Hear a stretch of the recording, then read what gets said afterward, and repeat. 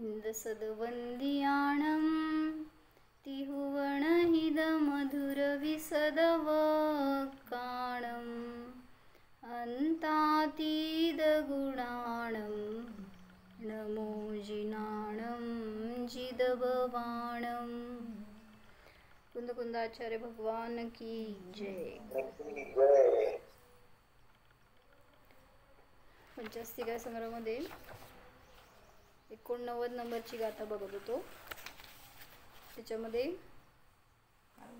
4-5 गाथांपासून धर्माधर्म द्रव्याचं वर्णन चालू आहे। बहुतेक 82 गाथेपासून चालू आहे। तर काय सांगायला लागले, धर्मद्रव्य आहे ते जीव पुद्गलाच्या गमनामध्ये निमित्त आहे। कसलं निमित्त आहे? उदासीन निमित्त आहे। आणि अधर्मद्रव्य आहे ते जीव पुद्गलाच्या स्थितीमध्ये उदासीन निमित्त आहे। उदासीन का म्हणलं? एकाच द्रव्यात असलेले स्थिती आणि गती। काय सांगितलं? तसं नाही काय सांगितलं? नाही तसं नाही। त्यांनी काय सांगितलं, मी स्थिती करतोय आणि मी गमन करतोय, माझा जीव। मग एकाच जीवामध्ये गती आणि स्थिती दिसून येते, त्या अर्थी उदासीन म्हणलं गेलं। म्हणजे जर धर्मद्रव्याला एकाच द्रव्यात आहे ना, हां पुद्गलात तर पुद्गलात आणि जीवात तर जीवात, म्हणजे धर्मद्रव्य मदत करणारा जीव वेगळा, अधर्मद्रव्य वेगळ्याला मदत करतो असं नाहीये। म्हणजे काय सांगितलं, एकाच जीव पुद्गलामध्ये धर्म अधर्म दोघांचं कार्य दिसून येतं, त्या अर्थी ते जबरदस्ती करवते असं नाहीये। म्हणून त्याला उदासीन निमित्त म्हटलं। म्हणजे जर माझी इच्छा असेल तर मी थांबू शकतो, जर माझी इच्छा असेल तर मी गमन करू शकतो, म्हणून त्याला निमित्त कारण म्हणलं, कर्ता म्हणलं नाही। मग कार्य तर करणारं कोण आहे? उपादान कारण आहे। पण निमित्त तिथं बहिरंगामध्ये फक्त सहकारी रूपाने आहे, उपस्थित आहे, म्हणून त्याच्यावर आरोप आला नुसतं काय त्यांनी कार्य केलं किंवा त्याच्यामुळं झालं असं, पण निमित्त वास्तविक करता नसतो। जर असं मुख्य हेतू पण म्हणायचं नाही। मुख्य हेतू कोण आहे? उपादान। म्हणजे माझं गमन झालं तर त्याच्यामध्ये उपादान किंवा मुख्य हेतू हे सगळं एक अर्थवाची, तर किंवा स्वभाव म्हणा, ते पण उपादान झालं। मग प्रश्न विचारलाय असं, जर असं निमित्ताबद्दल कथन, म्हणजे निमित्ताचं कथन का करायचं, का केलं शास्त्रामध्ये? प्रश्न विचारलाय असं की जर निमित्त करता नाही आहे, निमित्ताचं काय रोल नाही आहे, तर मग त्याचं कथन का केलं मग शास्त्रात?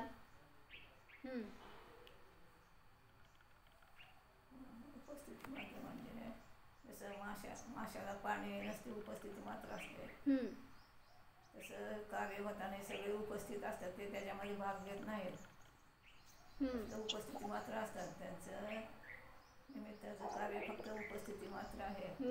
निमित्ताचं निमित्तामध्ये उपादान आहे।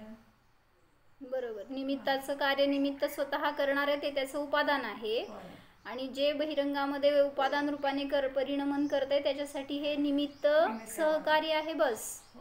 मग का कथन केलं तर सांगतायत की तुम्हाला व्यवहारामध्ये जे पण कार्य होतं ते निमित्ताकडून दिसतं। म्हणजे जे काय 5 समवाय सांगितले ना कार्य होताना, कुठले कुठले? स्वभाव, बोला, निमित्त, पुरुषार्थ, काललब्धी। तर काय काय सांगितलं? स्वभाव, निमित्त, पुरुषार्थ, काललब्धी आणि भवितव्यता। तर हे 5 कारणं सांगितली होती। कशामध्ये? एखादं कार्य होत असताना ह्या 5 कारणांचं समवाय रूपाने तिथं उपस्थिती असते। मग एकामुळं कार्य होतं असं नाही, जेव्हा पण कार्य होणार तेव्हा हे 5 तिथं उपस्थित असतातच। काय म्हणले सांगा? माझ्या जवळ राहावा। काय म्हणले? 5 काय काय?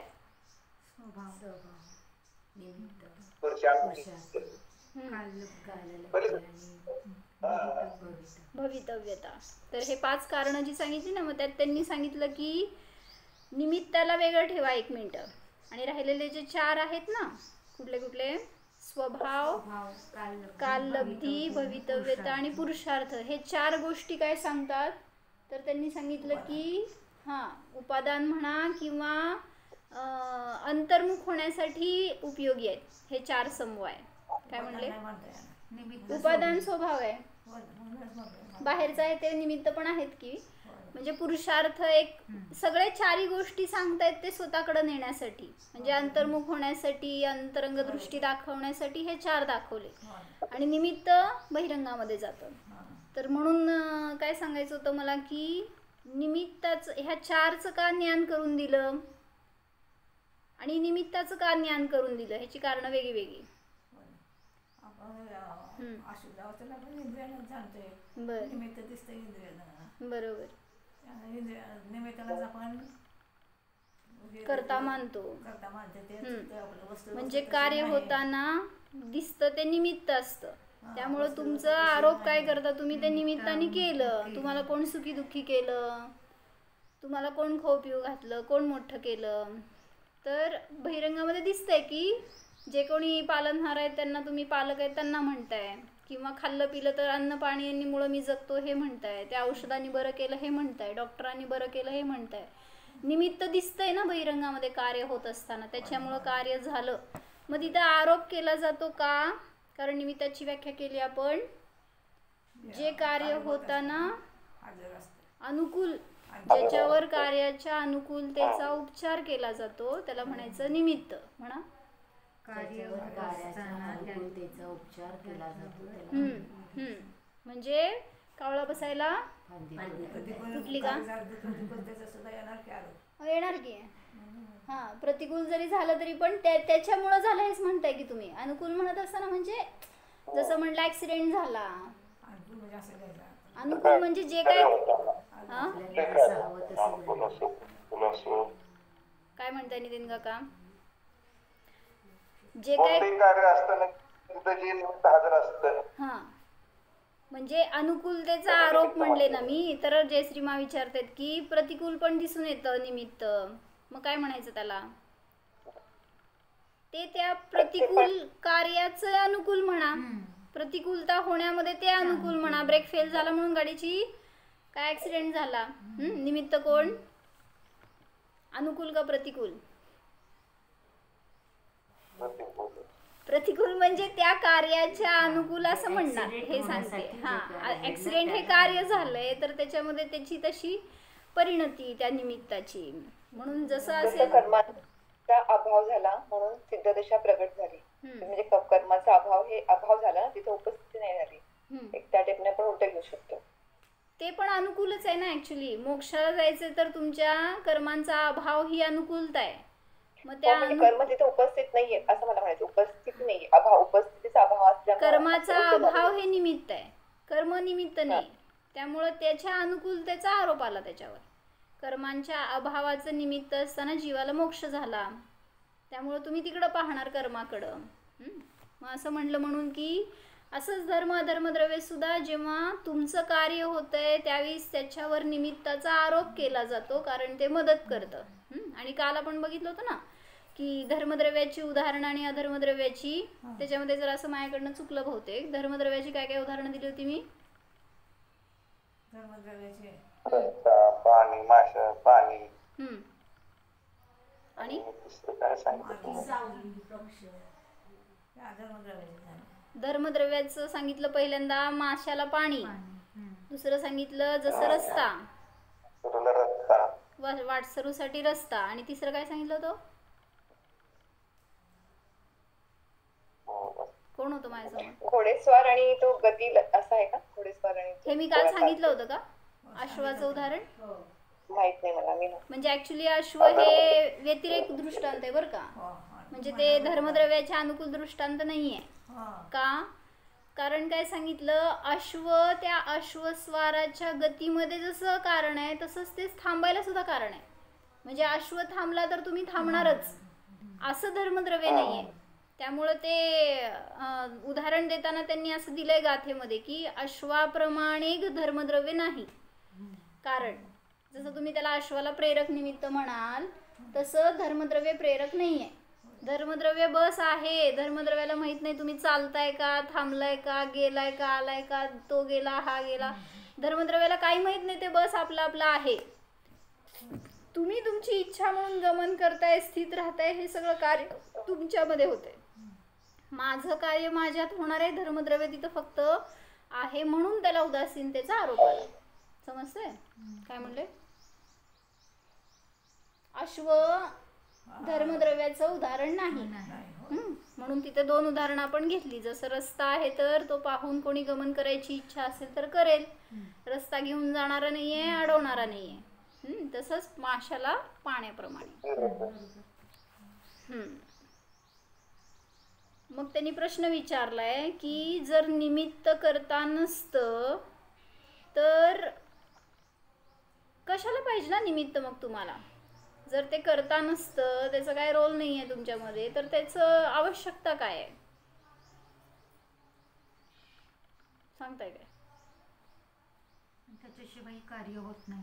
100% आपण त्याला पण म्हणतोच की निमित्त हजर असल्याशिवाय कार्य होत नाही. बरं, मग त्यासाठी एक वाक्य त्याने असं घेतलं की निमित्त होता है करता नाही है, असं घेतलं एक वाक्य. तर त्याच्यावर रामजीबाईंनी उत्तर दिलं असं काय की त्यांना विचारलं कोणी की जर निमित्त करता नाही तर निमित्त पाहिजे कशाला? तर त्याच्यावर रामजीबाईंनी सांगितलं की कपडे शिवायचे आहेत तुम्हाला, तर टेलर कडे न जाता तुम्ही सोनारकडे गेला, काय होईल? सोन्याचे कपडे दिले तर कार्य होणार नाही. म्हणून निमित्ताचं देखील ज्ञान करायला पाहिजे. निमित्त सुद्धा तिथं आवश्यक निमित्त आवश्यक कार्यामध्ये हजर असतं. निमित्ताने केलं असं म्हणू नका, एवढंच. म्हणून निमित्त आजारी पडलं तर डॉक्टरकडेच जाणार, ते पण कुठल्या डॉक्टरकड? हार्टचा त्रास व्हायला लागल्यावर जायचं ऑर्थोपेडिककड. काय करणार? हाडाबरोबर ते हार्ट पण मोडून ठेवा. म्हणजे कुठल्या कार्याचं कुठलं निमित्त आहे हे पण समजून घेण्यासाठी निमित्ताचं ज्ञान करवलं. जे काय 5 समवाय सांगितले ना त्याच्यामध्ये निमित्ताचं ज्ञान का आवश्यक आहे, तर त्यामध्ये हे एक कारण सांगितलं. लिहा काय म्हणले, म्हणजे त्यांनी एक 5-6 पॉईंट आम्ही काढले की निमित्ताचं ज्ञान का करवून घ्यायचं. योग्य कार्याचं योग्य निमित्त कुठलं आहे हे समजून घेण्यासाठी. कुंभारच घर बनवणार, डॉक्टर बनवू शकत नाही. कारण जगातील सर्व कार्य सर्व व्यवहार निमित्ताश्रित दिसून येतात. म्हणून पण निमित्ताचं ज्ञान करून देणं आवश्यक आहे. निमित्त कुछ करता नहीं, निमित्त के बिना कुछ होता नहीं. बरोबर. म्हणूनच म्हणलं निमित्त होता है लेकिन करता नहीं है. मग त्या निमित्ताच्या जवळ जायचं का नाही, मला हे प्रश्न आहे. निमित्ताला हुडकायचं का नाही? निमित्त आपोआप भेटणार आहे आणि कार्य नाही म्हणजे असतंच तिथं म्हणजे म्हणायचं. हा असं म्हणा, बरोबर. जेव्हा कार्य घडायचंय तेव्हा ते निमित्त असतंच. म्हणजे म्हटलं की तुम्ही मंदिरात गेला, मंदिरात गेला, जिनदर्शन करताय. जिनदर्शन हे सम्यक दर्शनाचं कारण आहे, निमित्त आहे. बहिरंगामध्ये ते खरे देवशास्त्र गुरु, त्यांचं सानिध्य हे एक प्रकारचं निमित्त आहे. मग मला विचारायचंय निमित्ताच्या जवळ जायचं की नाही कार्य होण्यासाठी? मला सम्यक दर्शन पाहिजे, हे कार्य पाहिजे, सुख पाहिजे, अतिंद्रिय आनंद पाहिजे, त्यांच्या जवळ जायचं की नाही? म्हणजे आपल्यामध्ये ते कार्य होणार असेल तर ते आपोआप होणारच. हा म्हणजे सांगायचंय तुम्ही त्याच्याजवळ गेला तरी होईलच असं नाहीये, पण तुमचं कार्य होताना ते नसेल असं पण नाही. मग जंगलात झालं नाही का होत्या? स्मिताताई, काय पुरुषार्थाकडून पाहिलं तर मंदिरात जायचं पुरुषार्थ करावा लागेल ना. 5 समवाय आहेत ना कार्य होताना. म्हणूनच सांगितलं की कार्य घडणार आहे ना, तर ते सगळं तिथे दिसणार, अनुकूल असणार तुम्हाला. आता तिथं जंगलामध्ये ते सिंहाच्या समोर कुठं होते हो जिनतबिंब, सम्यक दर्शन झालं की नाही? किंवा भोगभूमीमध्ये अनेक जीवांना सांगितलं, तिथं पण सम्यक दर्शनाची प्राप्ती होते. नरकामध्ये कुठं आहे? मग जिनबिंब नसताना पण झालं की नाही सम्यक दर्शन? म्हणजे आहे जे काही निमित्त मिळणार आहे ना ते अनुकूल प्राप्त होणार, त्याच्यासाठी तिथं जायला पाहिजे असं नाहीये. निमित्ताला म्हणून निमित्ताच्या आश्रयाला जाऊ नका. जो निमित्तावर विसंबला त्याचा कार्यभाग संपला असं म्हणलं जाते. म्हणून मला ह्या देवानी नाही दिलं, दुसऱ्या देवानी. निमित्त स्वतःहून चालत येईल. निमित्त योग्यता स्वतःहून असेल, येत उपादान आहे. असेल तर. हजर असतं निमित्त तिथं जेव्हा कार्य होणार त्यावेळेस हे असं सांगितलं. पण नाही हां असतंच. असतंच बरोबर. तर निमित्ताने करावं ही दृष्टी राहते जर त्या निमित्ताला शोधत राहिलात तर. हो ना. मला धनाने सुख मिळणार, धन मिळावं ह्याचं माग आकुलीत राहता मग तुम्ही. मग ते धन मिळवायचं, त्याला साठवायचं, त्याची रक्षा करायची, त्याच्याच चिंतनामध्ये सुख राहतं बाजूला. धन मिळालं तरी तुम्ही सुखी होणार नाही मग. म्हणून सांगितलं की सुख जर माझं कार्य असेल तर बहिरंगामध्ये ते धन असो नसो मी सुखी होणार. म्हणजे असताना उलट ते निमित्त नसेल म्हणजे धनाचा अभाव हे सुखाचं कारण असू शकतं. कोणाला? मुनिराज वगैरे आहे. हां कोणाला हो? ज्ञानीला. ज्ञानीला. मला म्हणा की. तेच ना, ज्ञानीला म्हणते, मुनींना म्हणते, मला कुठं म्हणतात लोक. धनाचा अभाव हे माझ्या सुखाचं कारण आहे का? कोण म्हणाल त्याचं काढून घेईन ना मी. म्हणून बर. तर धनालाच असं म्हटलं जातं निमित्ताकडे दृष्टी असताना. त्याच्यामुळे मग त्या धनानी, त्या सगळ्या वैभवानी, त्या दागिन्यांनी त्यांनी मला सुख किती आहे. मग ते काय म्हणायचं, ते असो नसो सुख माझ्यात आहे, त्याच्यावर आरोप आला नुसता. कार्याची शहानिशा करताना कुठलंही कार्य घडू देत तर जग कुठं पाहतं? योग्यता. हां त्याच्या योग्यतेने झालं.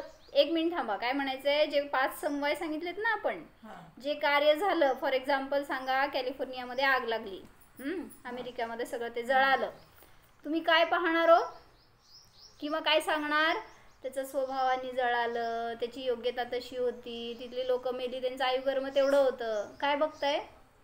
ज्यांनी कोणी सर्च केलं ना, हां कशामुळे आग लागली? हां बरोबर आहे. सगळे तुम्ही माझ्यासाठी म्हणजे काय करायला गेला हो तुम्ही? निमित्ताचा शोध घ्यायला गेला ना, की कोणामुळे आग लागली, काय झालं. बाकीचं 4 समन्वयांकडे कोणाचं लक्ष नाही आहे. त्याच्या योग्यतेने झालंय, त्याचं तसा पुरुषार्थ, तसा परिणमन तसं होतं, हे कोण बघतंय.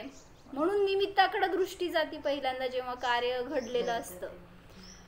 पण ते निमित्त करता नसतं हे समजून घेण्यासाठी शास्त्र स्वाध्याय किंवा आता बहिरंगात त्यांचं उदाहरणच नाही तर आपल्या जीवनात पण जे काय घडतंय ते कार्य आपल्या उपादानाने घडतंय. निमित्त बहिरंगामध्ये फक्त तिथं उपस्थित आहे.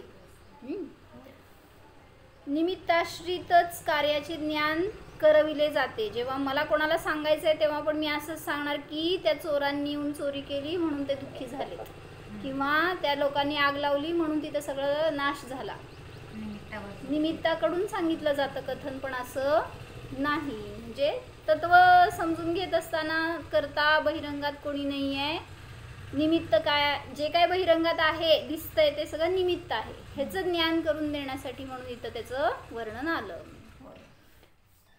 तर 4 समवायांचं वर्णन का सांगितलं, ह्याच्यासाठी 4 कारणं सांगितली. पहिलं सांगितलं कर्तृत्वाचे विकल्प नष्ट करण्यासाठी. 4 समवाय म्हणजे हां त्यातून बघा ना, 4 समवयामध्ये पुरुषार्थ माझा तसा, तशी काल लब्धी माझी. मग बहिरंगामध्ये कोणाचं काय घडलं त्याच्यामध्ये माझं कार्य मी केलंय पराचं केलं नाही आहे हे कर्तृत्व संपवलं. कर्तृत्वाचे विकल्प, त्या कर्तृत्वाचा अभिमान तोडण्यासाठी, त्या कर्तापणाचा अभिप्राय जो अंतरंगामध्ये आहे तो तोडण्यासाठी, वस्तुव्यवस्था समजण्यासाठी, बरोबर, प्रत्येक द्रव्याची स्वतंत्रता समजण्यासाठी. पुढं सांगितलं अंतर्मुख होण्यासाठी. बहिरंगामध्ये माझं कार्य कोणी करणारं नाही आहे, पराचं कार्य मी करणारा नाही आहे, म्हणून असं अंतर्मुख दृष्टी होण्यासाठी सुद्धा हे समवाय 4 सांगितले. आणि पुढे जाऊन सांगितलं आत्मस्वभावामध्ये स्थिर होण्यासाठी. 4 गोष्टी कुठल्या कुठल्या? 4 समवाय कुठले? निमित्ताला सोडा आणि बाकीचे 4 स्वभाव, पुरुषार्थ, काललब्धी आणि भवितव्यता. बरोबर. तर हे 4 गोष्टी ज्या सांगितल्या त्याच्या निमित्तात काय काय कार्य घडतं किंवा काय समजतं आपल्याला हे सांगितलं. कर्तृत्वाचे विकल्प संपवण्यासाठी, आत्मस्वभावामध्ये स्थिर होण्यासाठी, अंतर्मुख होण्यासाठी, अभिप्राय कर्तापणाचा अभिप्राय किंवा अभिमान तोडण्यासाठी, स्वतंत्र रूपाने परिणाम स्वतंत्रतेचं ज्ञान करून देण्यासाठी. प्रत्येक द्रव्याचं कार्य स्वतंत्र आहे, कोणी कोणाचा करता नाही हे समजून देण्यासाठी. आता पुढं सांगतायत निमित्ताचं का ज्ञान करवलं. ह्याच्यासाठी आपण बघितलं एक उदाहरण काय वर,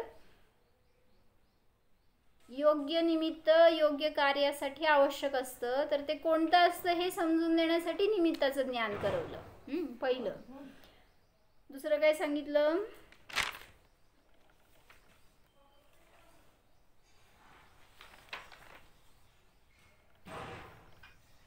निमित्ताला दोष न देण्यासाठी. जे काय कार्य घडलं त्याच्यामध्ये तुम्ही कोणाला दोष देताय पहिल्यांदा, तुमचं उपचार केलं डॉक्टरांनी, काय नितीन काका, आणि ते टाके चांगले बसले नाही, त्याचा त्रास झाला, कोणामुळे झाला हो, डॉक्टरांनी नीट केलं नाही. ते डॉक्टरांनी नीट केलं नाही, दुसऱ्याकडे गेलो असतं तर सगळं चांगलं झालं असतं. म्हणजे कोणावर आला आरोप, डॉक्टरांवर. म्हणजे निमित्ताला दोष न देण्यासाठी, निमित्त दोषी नाही हे समजून घेण्यासाठी म्हणून सुद्धा निमित्ताचं ज्ञान करवलं. योग्यता तशी होती. आणि दीदी अजून एक सांगू शकतो ना, जी क्रमबद्ध किंवा क्रमनियमित व्यवस्था आहे त्याचं पण इथं पुष्टीकरण होतं ना. मग कारण हे असं होणारच होतं. काल लब्धीमध्ये आलं ना ते, म्हणजे मी ते चेंज करू शकतो. निमित्ताकडे नाही, त्यावेळेस ती उपलब्धी होती. हा ते काळ तिथे उपस्थित होता. म्हणजे ते आपल्याकडेच जाणार आहे, बहिरंगात निमित्ताकडे नाही जाणार. तसं होणार होतं, तशी योग्यता हे निमित्त नाही आहे, ते आपल्याकडे येणार आहे. काल लब्धी म्हणजे त्या समयाला ती पर्याय होणार होती. बरोबर. तर निमित्ताचं का ज्ञान करवलं. पुढं सांगितलं की तुमचं कुठलंही कार्य घडत असताना तुम्ही निमित्ताला लक्ष करून थांबू नका, किंवा निमित्ताच्या मुळं होईल ही बुद्धी नको, हा अभिप्राय नको, ह्याच्यासाठी. म्हणून काय कळलं, निमित्तामुळं काय निमित्तावर अवलंबून राहू नका. हा, निमित्ताने करवलं ही दृष्टी तोडण्यासाठी, किंवा निमित्ताला मिळवायचंय ही दृष्टी नको, कुठं असतील तर निमित्त त्यांच्याकडे जायचंय हे नको. म्हणून धन कमवायला लोक कुठं जातात, परदेशी जातात, फॉरेनला जातात. किती धन मिळालं. परवा एकांनी सांगितलं की एक स्त्री होती आणि ती बडाया मारती, माझा मुलगा फॉरेनला काम करतो बरं का, आणि तो एवढं पैसा कमवतो, तो मला इतकं पाठवतो वगैरे वगैरे. तर त्या समोरच्या स्त्रीनी विचारलं काय करतो तुमचा मुलगा, ती काय सांगायला तयार नाही ती आई. तर त्यांना कळलं बाहेरून काय, तो तिथं टॉयलेट साफ करतो किंवा काय त्या हॉटेलमध्ये वेटरचं काम करतो. असं काय, कशावर बडाया मारताय हो तुम्ही. म्हणजे काय म्हणले, दिल्लीत पण तेच केलं आणि नाही, गल्लीत पण तेच केलं आणि दिल्लीत पण तेच केलं. म्हणजे लोकांना धन पाहिजे तर काय करतील आणि काय नाही सांगता येत नाही. तर निमित्ताकडं जाऊ नका हे सांगतायत. अनेकांना असा अनुभव आला की तिथं जाऊन उलट इथल्यापेक्षा जास्त हाल सोसावे लागले. इथं चांगलं असताना महागाई खूप आहे, त्यामुळे खूप असं आणि असं ते 24 तासामध्ये 18 तास काम करवणार. आणि मग राहिलेलं काय, ना तुम्हाला फॅमिली टाइम आहे, ना हेल्थ टाइम आहे, ना तुमच्या आत्मध्यानासाठी काही टाइम आहे, काहीच नाही आहे. फुल युटिलायझेशन असते. ते IT इंजिनियर्स असतात ना, त्यांना तर बिलकुल जरा पण काय सुख नाही आहे. म्हणून आमच्याकडे एकांनी जॉब सोडला आता ITचा. काय योगिता बाबी आहे का, प्रज्वल. हां, तर त्यांनी काय केला, म्हटलं आपल्याला दुसऱ्याची नोकरी नको.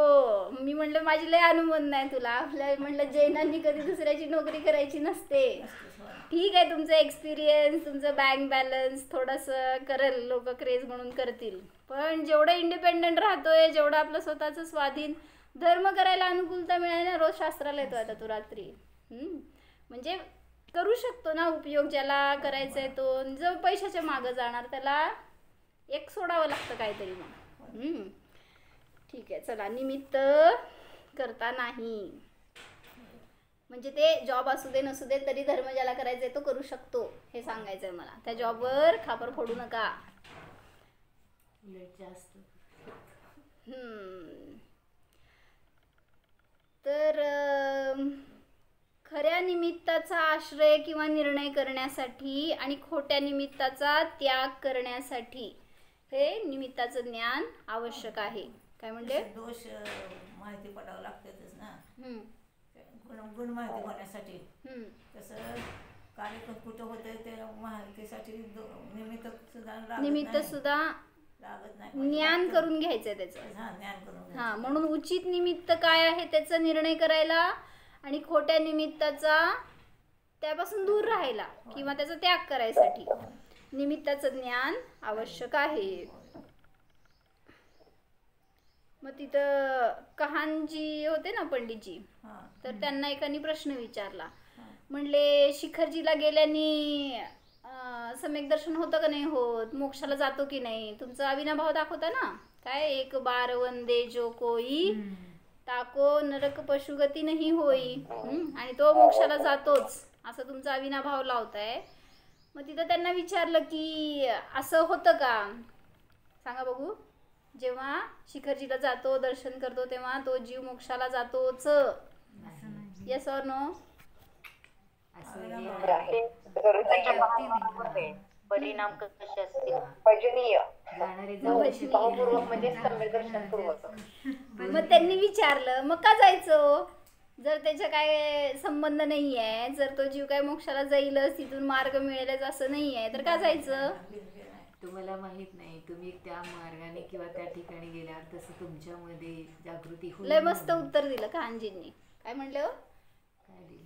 कान पंडितांनी लय मस्त उत्तर दिलं हो, की सम्यक शिखरजीला जर ते तुम्हाला मोक्षाला नेणारं नाही, सम्यक दर्शन करवणारं नाही, तर तिथं का जायचं नाही, का जायचं मग, किंवा का जाता मग तिथं? बरं अजून सांगा हो, बेस्ट उत्तर द्या एकदम. क्षेत्र पण तेवढंच महत्वाचं आहे ना. परिणाम विशुद्धी तदपि कार्य.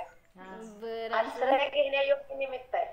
अजून आपण मोक्षाची अनुमोदना करतो, तिथून इतके तीर्थंकर मोक्षाला गेलेले आहेत, तर आपल्याला बहुमान आहे मोक्ष. हो, आम्ही इथून पण करतो सगळ्या त्या सिद्धांना वंदन.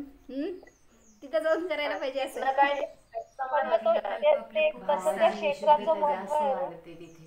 इथून नाही गेले ना आपल्या क्षेत्रातून. अहो इथून पण गेलेत काय ना, ते सिद्धशिला सगळे विराजमान इथून पण सगळं भरलेली आहे सिद्धशिला. आमच्या जागेवर तुमच्या जागेवर सगळीकडनं सिद्ध झालेले आहेत.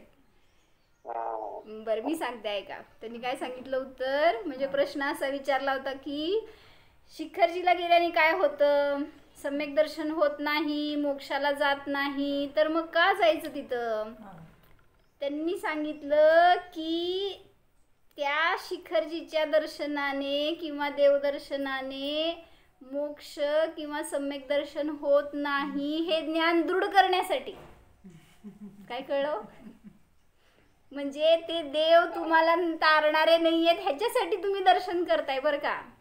जे काय तुम्हाला मान्यता आहे ना, देवदर्शन केल्यावर मला मुक्तीचा मार्ग मिळतो किंवा हे मला तारणारे, उलट तुम्ही कुदेव बनवलं म्हटलं तुमच्या ज्ञानामध्ये.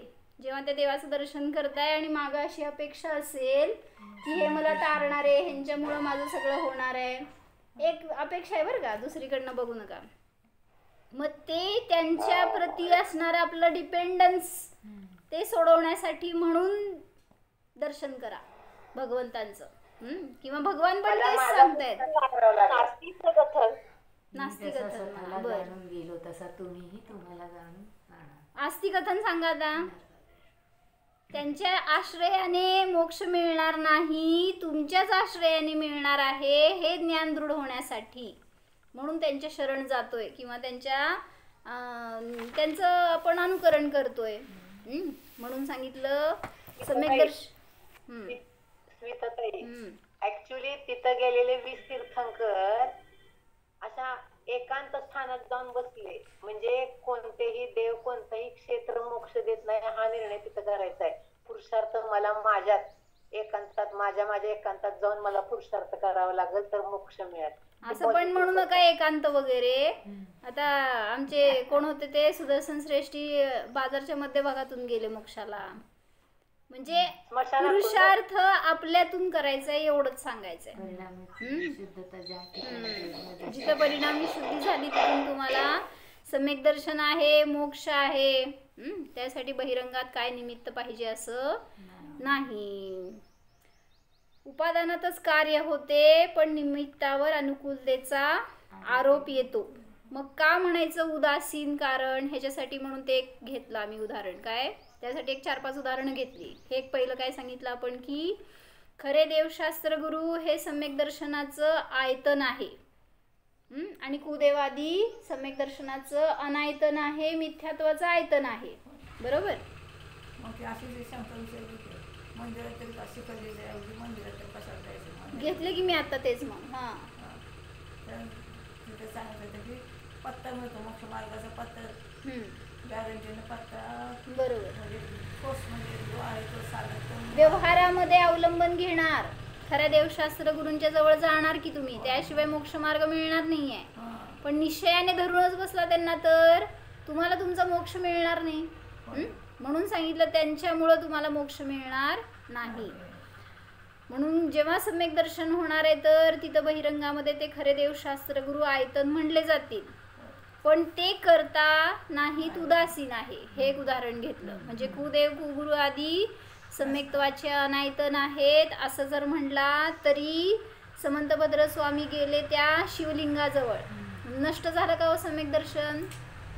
अकलंक निकलंक गेले त्या बौद्धांच्या शाळेमध्ये, सगळं त्यांचं शिकलं, तत्वज्ञान ग्रहण केलं, भ्रष्ट झाले का हो? नरकात गेले कोण? श्रेणिक. सम्यक दर्शन नष्ट झालं का? म्हणजे बहिरंगात कुठली परिस्थिती असो, संयोग असो, तो तुम्हाला भ्रष्ट करणारा नाहीये. निमित्त आहे ते उदासीन असतं हेच सांगतायत. तुम्हाला किती समोश्रणाचं सानिध्य मिळालं तरी सम्यक दर्शन झालं नाही. मग काय होतं कारण? बहिरंगामध्ये कुठलंही द्रव्य क्षेत्र कालभाव असू दे, ते तुम्हाला सम्यक्त्वाला उपादान नाहीये, मुख्य कारण नाही. म्हणून त्याला उदासीन म्हणलं. हे एक उदाहरण. दुसरं सांगितलं शिक्षकांनी शिकवलं म्हणून त्या मुलाचा पहिला नंबर आला. बरोबर आहे का चुकीचं आहे? चुकीचं. सगळ्याच मुलांना यायला पाहिजे होतं ना, एकाला. सगळी मुलं एक नंबर आल्यावर काय व्हायचं? म्हणजे शिक्षकांनी शिकवलं तर सगळ्यांना सेम शिकवलं, पण उपादान माझं बहिरंगामध्ये ते उदासीन निमित्त म्हणले गेले आणि आरोप आला तसा अनुकूलतेचा त्यांच्यावर. मग कोणी नापास झालाय तर कोणामुळे झाला? मग तिथं पण कोणामुळे झाला हो? त्याच्या योग्यतेने. शिक्षकांमुळं. प्रतिकूल निमित्त म्हणायचं का? शिक्षकाला नोकरीवरनं काढून टाकायचे. तर शिक्षकांनी शिकवले म्हणून त्या शिष्याचा पहिला नंबर आला.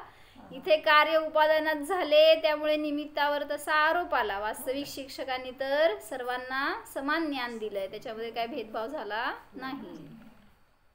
इष्टोपदेश मधला श्लोक आहे ना, विज्ञो नाज्ञत्व आयाती. म्हणा की विज्ञो नाज्ञत्व मायाती. विज्ञो नाज्ञत्व नाज्ञो विज्ञत्व नाज्ञो विज्ञत्व मायाती. कोण म्हणलं? गरिमा म्हणली का? नाज्ञो विज्ञत्व मायाती. अज्ञ असेल तो कधी विज्ञ होत नाही आणि विज्ञ असेल तो अज्ञ होत नाही. मग जसं तिथं निमित्त आहेत बहिरंगामध्ये जे कोणी तुम्हाला सानिध्य मिळालेले असतील ते, त्यालाच उदासीन निमित्त म्हणलं. पुढचं उदाहरण दिलं की आपण आता बघितलं सगळं. डॉक्टर रोग दूर करण्यामध्ये कसला निमित्त? उदासीन निमित्त आहे. नाहीतर मग कोणी त्याच डॉक्टरकडे ट्रीटमेंट घेऊन बरं होतं आणि कोणी मेलं त्याच डॉक्टराकडं ट्रीटमेंट घेत असताना. मग त्यामुळे डॉक्टरनी काय केलं असं नाही. डॉक्टरचं कार्य डॉक्टरमध्ये झालंय, पेशंटचं कार्य पेशंटमध्ये झालंय. म्हणून तुम्हाला ते बहिरंगामध्ये उदासीन निमित्त आहे. तिसरं सांगितलं कोर्टात कोणाला तीच ट्रीटमेंट देत असताना काही काळ जास्त लागतो, कोणाला शीघ्र रिझल्ट येतात. म्हणजे तिथं कळतंय तुम्हाला काय नितीन काका लगेच फिट अँड फाईन झालेत. कसं काय झाले हो? म्हणजे तुमचं उपादान कारण आहे. बहिरंगामध्ये ते डॉक्टर चांगले आहेत असं ऍडव्हर्टाइजमेंट करू नका. बायपास झाले. तर पुढे सांगितलं कोर्टात केस लढताना हारलो केस. कोणामुळे हारला हो? वकिलामुळे हारला. धरून बडवाळणारच तुम्ही त्याला, काय करणार आहे. त्यात वकिलाचा काय दोष, आणि जिंकला तर कोणामुळे जिंकला? वकिलामुळे जिंकला. त्याच्यात सांगतायत की तुमचं कारण तिथं मागं पुण्य आहे, पाप आहे, तर ते वकील तुम्हाला तसं मिळणार, तसं कार्य घडणार, ते उदासीन निमित्त आहे. आणि एक महत्वाचं सांगितलं की जे काय आपण व्रताच्या 5 भावना घेतो ना, कुठल्या? आता सल्लेखनाचे 5 भावना कुठले? सल्लेखना व्रताचे मित्रानुराग, सुखानुबंध, निदान आणि निदान. जीवित मरणाशंसा, मित्रानुराग, सुखानुबंध, निदानानी असं घेतलं ना. म्हणजे हे सल्लेखनेचे 5 भावना आहेत. अतिचार अतिचार आहेत का? आणि मग भावना कुठल्या? हो अतिचार आहे. हा, हे अतिचार आहेत. भावना कुठल्या? अतिचार आहेत. आता 5 जे महाव्रत आहे त्यांची भावना सांगा, सम्यक दर्शनाच्या भावना सांगा. 5 भावना घेतल्यात ना आपण तत्वाद सूत्रामध्ये. मग ते भावना म्हणजे तुम्हाला निमित्ताचं ज्ञान करून देतात, हे मला सांगायचंय. कुठल्या 5 भावनापैकी एक सांगा. वांग मनो गुप्तिरिया दान निक्षेपण समित्या लोकित पान भोजनानी पंच.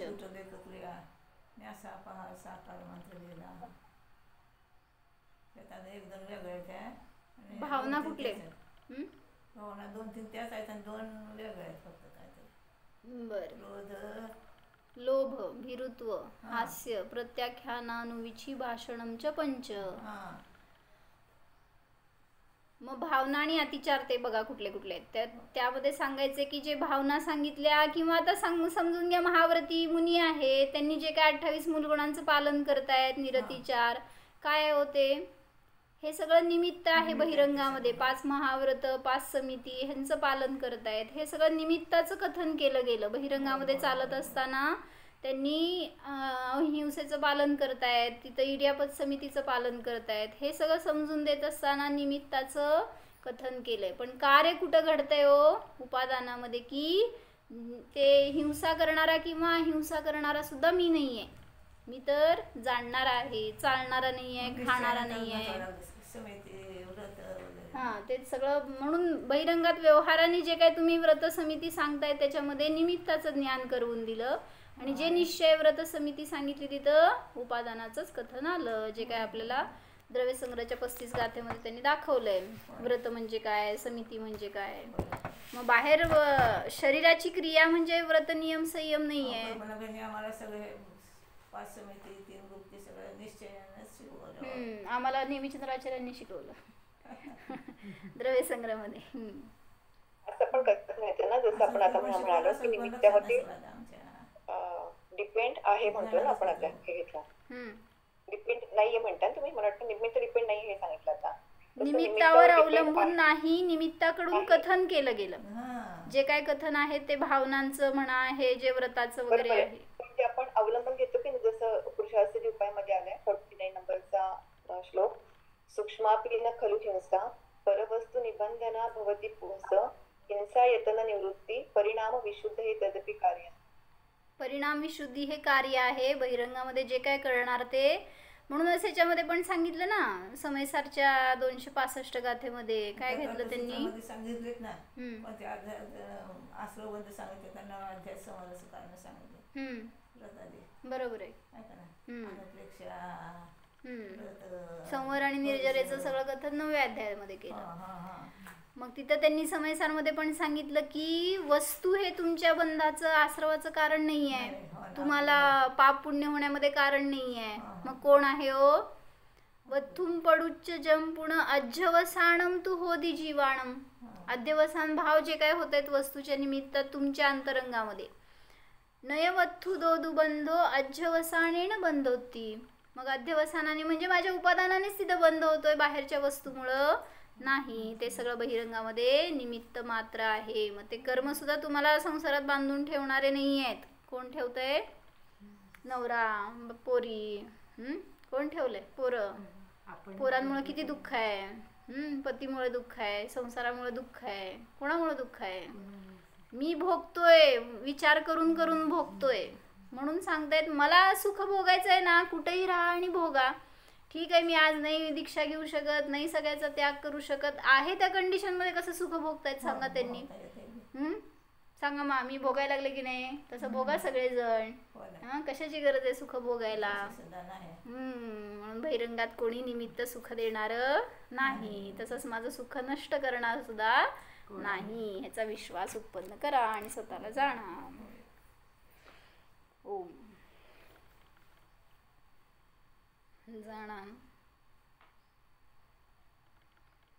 स्वतःच्या न्यायक स्वभावाला जाणा. हा मी आत्मा पराचा करता नाहीच, परद्रव्य माझा करता नाहीच.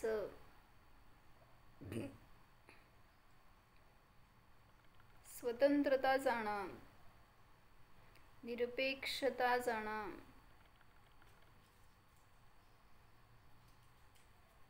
सर्व कार्यांचा हा मी न्यायक मात्र जीव आहे.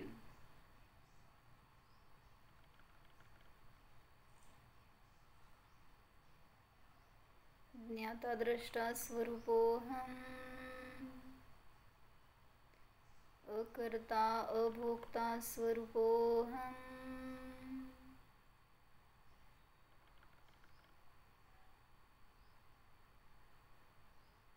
जीवोऽहम्. ओम.